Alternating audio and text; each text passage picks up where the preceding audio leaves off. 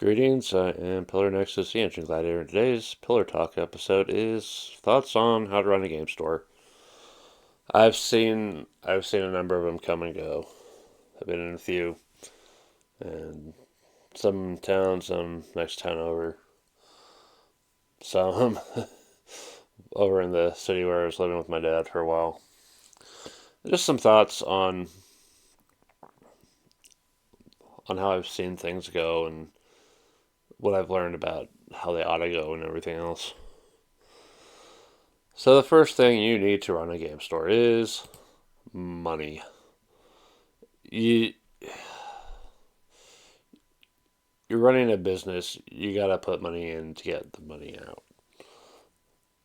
And if you're not prepared to deal with anywhere in the five, six figures, possibly even seven, you're not ready. I've I've seen more than a few invoices from where I work, and at least one has been in the five digits. It's like, oh, but hey, this is stuff we know we're going to sell. But where's that money going to end up going? Location. So you got to have an actual storefront because you want people to walk in and check it out and see maybe something they didn't realize they were looking for, but it ends up being the thing, the one that they're open to find. So having a location where clearly people are gonna see it, check it out. As part of that location, you're also gonna need to have a parking lot to handle the amount of people you're expecting for like events and everything else.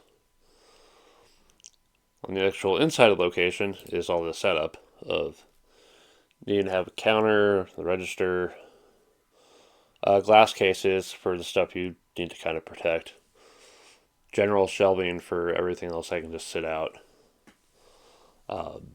If you want people to actually show up and play, you want to have tables. And depending on what kind of location you have, it's going to play a lot into how you end up setting things up for the store. Like the way I've seen like our like main store, it's usually the storefront stuff is out front and center, and or sometimes it's kind of there's kind of a split in the road of this way to the store, this other way to the gaming area. And honestly, the approach you take to the store is going to say something about how you might want to push the setup one way or another. Like if you're doing a lot of cards, you're going to need a lot of glass cases because you want to keep that stuff protected. But anyway, in addition to the shelves, you're going to need the product. And that's where money comes in big time. This is where you start thinking about distributors. You cannot rely on a single distributor for all your stuff. But you're going to get that product in, you're going to display it, organize it, and hopefully sell it. People want to come in and buy games, and you want to be that store where they come in and buy the games. So, you're going to need the stuff to sell. Which also means you're going to need the people that actually take care of the transactions and have the knowledge of different games, different kinds of games. Like you have people who know about card game A and card game B and card game C. Another person knows about board games in general. Another person knows about RPGs in general. Another one knows about minis in general. And that knowledge, there's some knowledge overlap between them as well. They're gonna share the knowledge, help maintain the inside of the store, you know, deal with trash and messes and put the product on the shelves, keep an eye open for anything that doesn't look right, keep things organized. And just generally be a friendly presence out front. And give you the time to work on stuff like with accounting. So, if you're dealing with money, you need to be keeping track of it because it's too easy to lose track of money and end up owning things you should have paid for, like taxes and everything else. Also, you might have a store credit system of people can sell things on consignment and have store credit to spend later, or there are leagues to buy into, and part of the league is getting some of that money back into store credit to spend on that game to support the store. There's orders to take care of. There's taxes to pay. There's keeping the lights on, keeping the water running, with all the other bills and everything else. So you need to be on top of your accounting as part of running a game store. The other part you want to be on top of is community. Making sure that people are talking to each other or encouraging people to talk to each other for a given game, like providing like a Discord or something social media related, like Facebook. It's like, okay, here's where we're going to announce our stuff. Here's where people can talk about their games and about upcoming events. And you want to encourage people to actually come to the game store to play and have their events and grow the game. Anyone can buy a game online and just play it, but if you want a game to grow, especially card games, people need to be coming to the store, getting their stuff from there, and talking to each other and playing with each other, building the community that way. So over the course of figuring out how to run a store and get people interested, you're going to run into pitfalls. Here are things to keep in mind that you don't want to lose sight of. As I've mentioned, money and accounting already. Do not fuck up your taxes ever. That is a surefire way to put your store at risk, and it's the one thing you can't ignore as a business in general. Pay your taxes or your business is gone. Do not get high on your own supply. You may think, yeah, I can get all these games and have them cheaper, yeah. And then you have no product to sell and you're out of money. Don't get caught up in the fun of games that you forget that you need to actually sell them to stay afloat. This is the big thing with the card dealing side of things. Like, yeah, you need the cards to sell, but you also want people to have boosters to buy.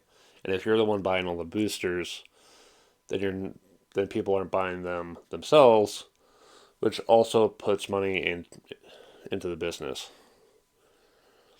And it's going to be that trade of, they've got cards and you've got cards, and maybe they can trade or buy or sell and all that.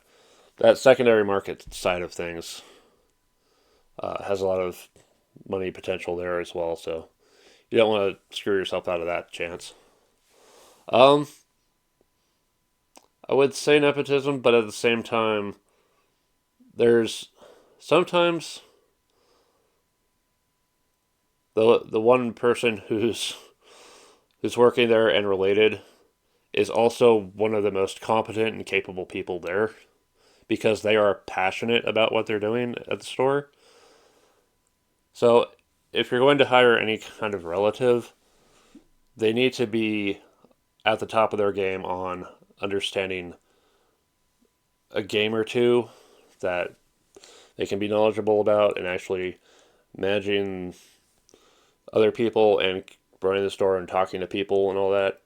And I consider uh, the store where I'm at like very, very lucky to have a number of people there who are competent and capable. And sure, one of them is related, but they're good at what they do. Hell, they're great at what they do. On similar note, there's just just vet the people you're looking into for working there. You're dealing with money and product and other people, and if you've got the wrong person there, they're one of those things that's going to disappear. The money will be gone, product will be gone. The people who used to come to the store decided it wasn't worth coming there anymore, all because he had the wrong person. So sometimes you got to be careful with who you're bringing on. There's just a lot of things to keep in mind. Oh yeah, and maintenance. Do not neglect your internal maintenance. Dusting, making sure things are off the ground, keeping tables clean, cleaning bathrooms, emptying trash cans. Just checking for any kind of potential safety issues. Unfortunately, some places haven't learned from some of this stuff and they're gone. Here's some things that I've seen close a business. I've seen a hippie cult love triangle close a business. That did not go well. At the very least, it made things very awkward and it ended up putting it on the slippery slope to closing. I've seen general apathy, just letting business kind of fall apart, not really paying attention.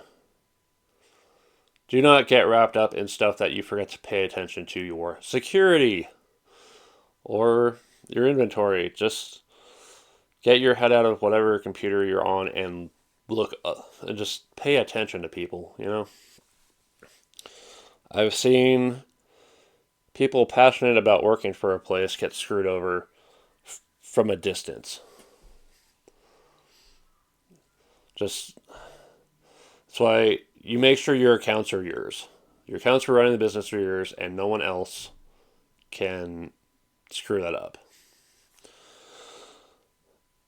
I've seen businesses that just their timing is their time their operational times are just not optimal. They end up closing early in the evening. They barely have any space for playing, and they're just not set up to really be a really dedicated game store. And going back to my first point, we've almost lost a place due to taxes.